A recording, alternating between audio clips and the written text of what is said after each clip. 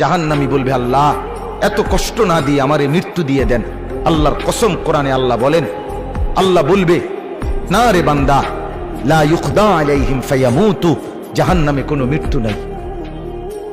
নাফরমান জাহান্নামী তখন বলবে, আল্লাহ তাইলে আমারে একটু তাখফিফ, একটু আযাব হালকা করে দেন, আমারে মাসে একটা দিন কদ্দুর বিরতি দেন, 24 ঘন্টার মধ্যে আমারে 10টা মিনিট হইলেও কদ্দুর আলগাত রাখেন, আমি আর পারছি না মাওলা। আল্লাহ তাআলা বলেন, ওয়ালা ইউখাফফাফু মিন আযাবিহা, না রে নাফরমান, 1 সেকেন্ডের জন্য জাহান্নামের আযাব কমানো হবে না।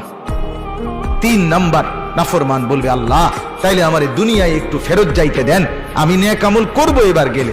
আল্লাহ বলেন, যেদ্দুর হায়াত দিলে নেক আমল করা যেত, ওদ্দুর হায়াত দিয়েই তোমারে আনছি, আর ফিরবা না। কাল্লা, না না, দুনিয়ায় ফেরত যাওয়া যাবে না, তাইলে মরতেও পারবে না, আযাবও হালকা হবে না, দুনিয়াতেও ফেরত যাইতে পারবে না। তো কি করবে? ক্বাল ইখসাউ ফিহা, আল্লাহ বলেন, ইখসাউ ফিহা, তুমি নাফরমান জাহান্নামের মধ্যেই